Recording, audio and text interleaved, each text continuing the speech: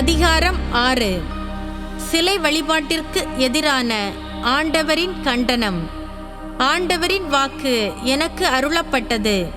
மானிடா, நீ இஸ்ரேலின் மலைகளுக்கு நேராக உன் முகத்தை வைத்துக்கொண்டு அவற்றிற்கு எதிராக இறைவாக்கு உரைத்திடு. நீ சொல்ல வேண்டியது, இஸ்ரேல் மலைகளே, தலைவராகிய ஆண்டவரின் வாக்கை கேளுங்கள்.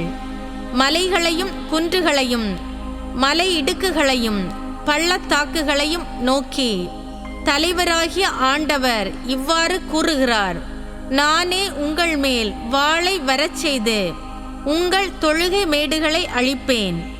உங்கள் பலிபீடங்கள் இடிக்கப்பட, உங்கள் தூப பீடங்கள் தகர்க்கப்படும். உங்களுள் கொலையுண்டோரை உங்கள் சிலைகளின் முன் விழச் செய்வேன்.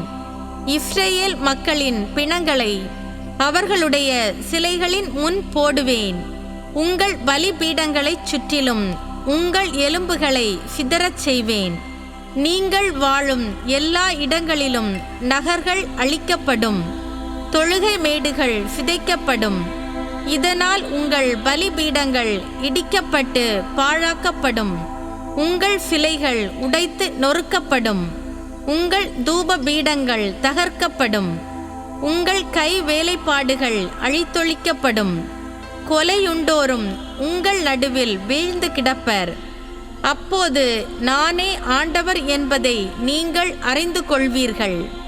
ஆயினும் நீங்கள் நாடுகளுக்குள்ளே சிதறடிக்கப்படும் போது வாளுக்கு தப்பும் சிலரை எஞ்சியோராக நான் வேற்றினங்களிடையே விட்டு வைப்பேன்.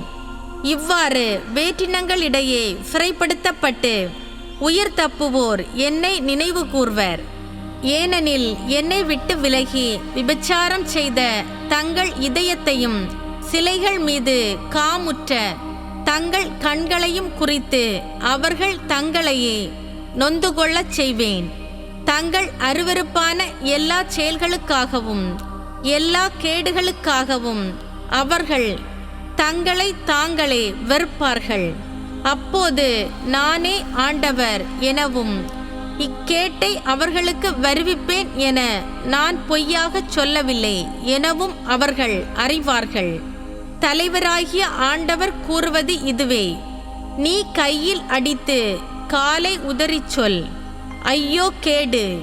இஸ்ரேல் வீட்டாரின் எல்லா தீய அருவருப்புகளுக்காகவும் அவர்கள் வாளாலும் வறட்சியாலும் கொள்ளை நோயாலும் மடிவார்கள்.